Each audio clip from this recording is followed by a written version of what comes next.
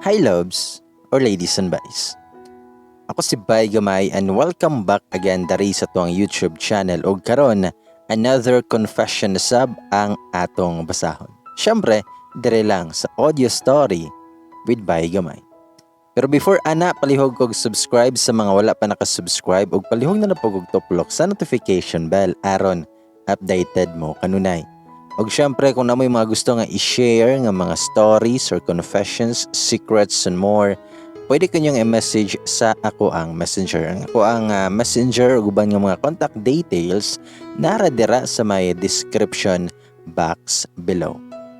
Og syempre kung namoy mga reactions, opinions, o mga shoutouts, pwede din siya nga i-comment kaya na siyang basahon. Og karon ladies and boys, ani ana ang atong audio story karon.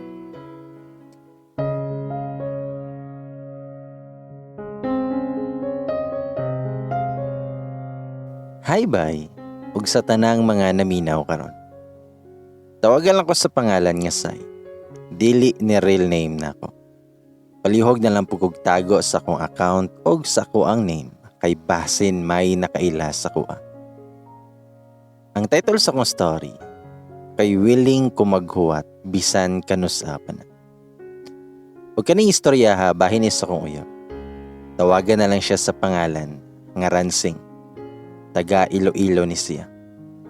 Actually nagkailami sa RPW o Role Play World. Ang RPW mao ning makita ka og new friends ug mao ni ang uso nagigamit sa mga kabatanunan karon. Nagkailami tungod sa akong ex-pod. Katong kami pa sa ko ang ex, wala na gyud klaro amo ang relasyon. Hangtod sa niabot si Ransing og nasuod nako siya. Sa mo ang pagkaamigo, tanang kasakit og problema nako sa mong relasyon sa akong uyab sa una, ako adjud nga isulti niya og mag-advise pod siya sa kuha. Si Ransing di ay ang murag tulay sa mo ang relasyon.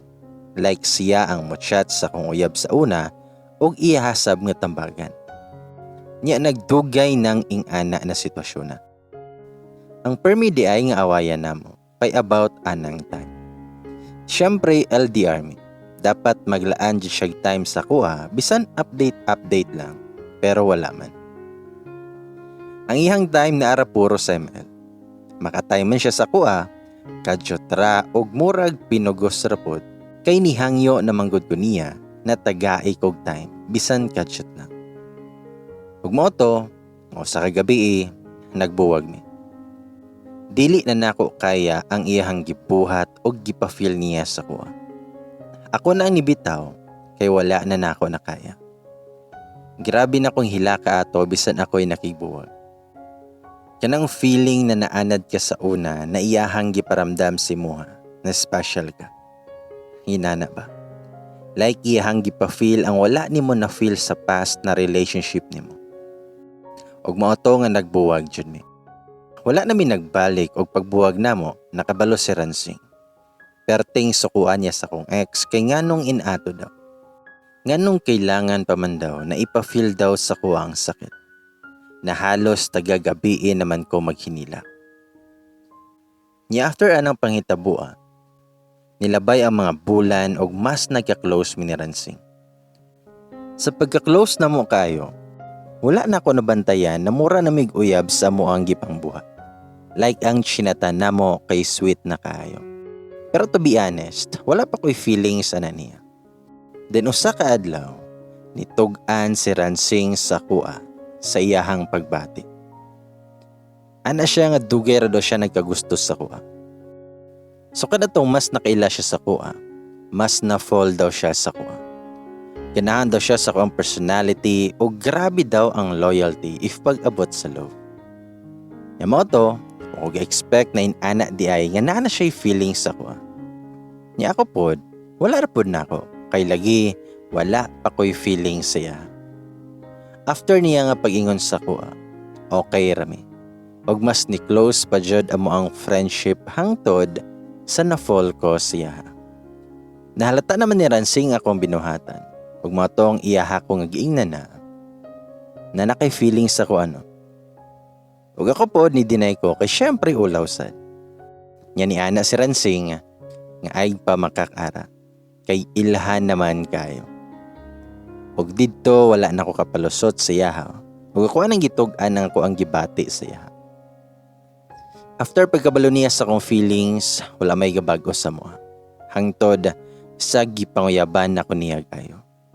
Ug pila ka semana, ako siyang gisugot sa way pagduwa-duwa. Ay kaila naman ko niya. Bale amo ang communication ra niya. Kay update lang. Ug sahay if free siya, moto nga mag-chick kami. Okay ra ang dagan sa moang relasyon. Sweet kaayo si Ransing sa kuha ba. Like, iniguman niya trabaho or may lunch break siya.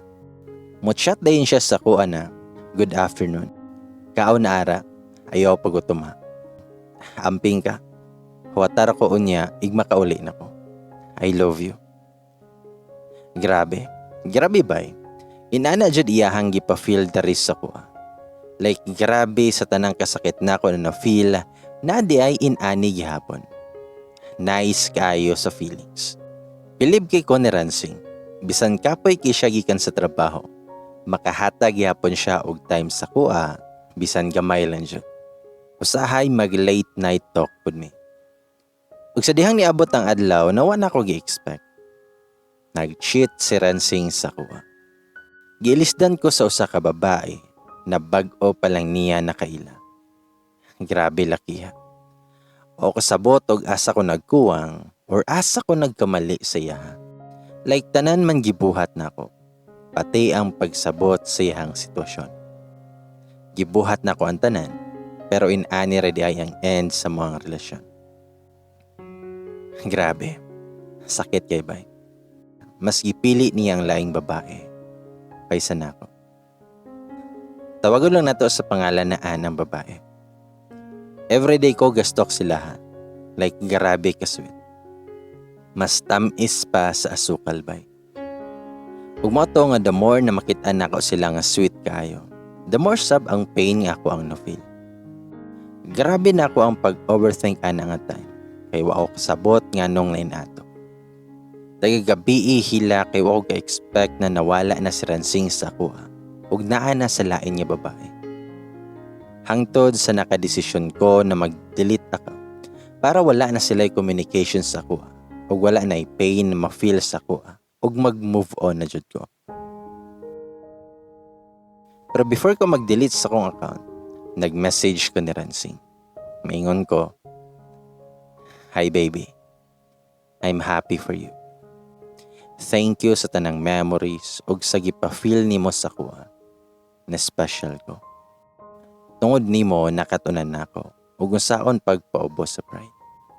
Pagiging matured sa relasyon ug daghan pa siya. Unta happy na ka si mong desisyon na mas gipili nimo si Ann kaysa sa kuha. Higugmaa siya ug ampingi ug ayaw pasakiti. Kung asa ka malipay, dito pud ko. Nara ko perme if kinahanglan nimo og tabang o karamay sa mohang problema. Ari ra ko kuto. I love you og amping perme. Well, type ko ana grabe ang tulo sa akong mga luha. Ug wala niya gisin akong message, umoto ako na lang gipasagdan. Niabot og buwan wala na siya paramdam sa kuha. Ug mao to nga murag na uli-ulian na pud ko gamay. Not totally nga naka-move on na siya. Pero usak adlaw ato, wala jud ko gi-expect. Nine shots sa kuha. Ug si Ransing ang mid-shots sa kuha. Like grabe ka unexpected ug kani iyahang gi-shots sa kuha. Hi. Unta mabasahan nimo. Sorry sa kong nabuhat. Naga-cheat ko sa mga. Wala to nako tuyo. Ambot og ngano to. Og nganong gibuhat to nako nimo. Nakabalom lang ta kong grabe ko kaswerte na naakoy uyab na pareha sa mga. Sorry kayo. Unta, mapasaylo ko nimo. Dayon ma-reply ko. Hello. Ikaw ni Ransing. Kung ikaw man, okay ra. Napasaylo mantika bisan in atoy mo hang gibuhat sa kuha. By the way, kumusta man mo ni Ann? Mitubag siya. Wala naman me. Gibawagan ako siya kay na-realize na ako na mas love ti ka. O gusto ko mo balik si Muha para itaraw ang tanang mali nga nabuhat na ako si Muha. Tagaan pa ko ni mo chance. O pagbasa na ko ani wala ko katingo. Pila ka minutes nila bay, girakrakan kog message og niingon siya sa last part niya. Willing ko maghuwat og unsay mohang desisyon if tagaan ba ko nimo og chance or dili na. Andam ko mo take risk ug modawat sa mohang desisyon. Salamat.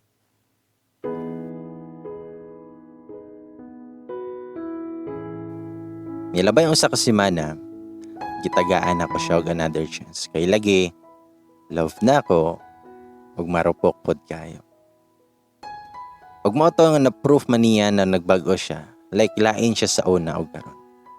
Kung sweet siya sa una, mas sweet siya sa second chance na akong gihatag siya.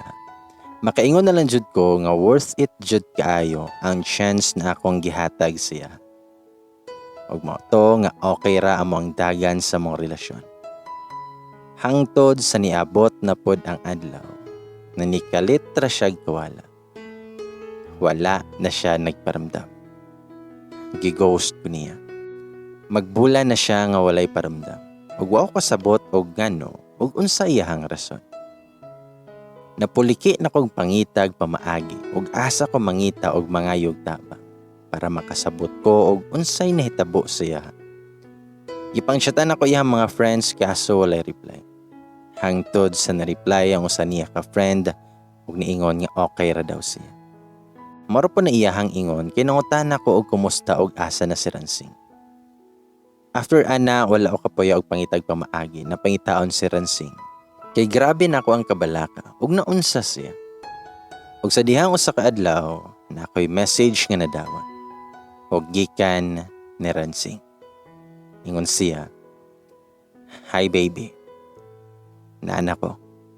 Sorry og nadugayan. Gusto ko lang sabihin sa'yo na mag-iingat ka palagi be. Kahit wala ako sa tabi mo. Huwag ka pong mag-aalala. Kinakaya ko ang sitwasyon ko at nilalabanan ko para lang sa'yo. Tas para bumalik na ulit sa umpisa. Sorry if di ko sinabi sa'yo. Ayoko lang mag-alala ka. Mahal na mahal kita sobra. Belated happy mansary baby." Be, kaya nga pala di ako nakabalik agad. May anemia po ako. Patawad po. Umasa ka. Sorry kung mas lalong nawala ang tiwala mo sa akin, be. Basta yan yung palagi mong tatandaan na ikaw lang talaga yung mahal ko, be. I love you and I miss you so much. Kung sa dihang nabasa na ako, grabe ang mix kayo akong gibati. Sakit, kalipay. Ug wala ko nagduduha og reply siya. Mingon ko nga, "Hi baby. Kumusta ka? Okay na ba ka? Nganong wala man ko nimo sultihi anang bahin si mong sakit? Kailangan pa ba nga babalaka kog ayos si mo ha? Nangita kog pamaagi para makabalo ko sa rason nganong nawala ka kini. Pero wala ko'y nakuha bisan usa ka impormasyon. Pero okay ra. Amping permit rabi. Paayo na. Mingaw na kayo ko nimo. I love you so much." After itong panghitabo, wala na po siya nagparamdam sa ko. Ug after anang panghitabo, wala na po siya nagparamdam sa ko. Grabe ako ang sakripisyo aning relasyon. Tapos kilang kay love man kaayo nako si Ransing. Ilaban ako hangtod sa makaya nako. Ug para ni si mo, kung makadungog man kaani nga confession. Hi be. Kumusta ka na? Okay ra ka? Kalihog update na sa kuha be. Halos calls na ko ani mo tubag ka. Nag-all na ko og nabala ka. Palihog lang og i-update ko unsay nahitabo nimo. Kimingaw na kay ko nimo sobra. Palihog lang Ransing. Balik og update na sa kuha. I love you. Nara ko permi nga anda mo huwat og kanusa ka mo balik. Og sa tanang manag-uyab dira, ilaban lang jud hangtod sa makaya. I-feel po nimo na mudugay pa na inyong relasyon. I-fight jud. Ug dire ko to bay gamay. Salamat sa pagbasa sa akong storya. Hinaut na ma-learn ang mga naminaw karon. Ug hoping jud ko nga pinaagi ani mo balik si Ransing sa kuha. Salamat kaayo ug amping. Ladies and boys, mao to ang confession ni Sai.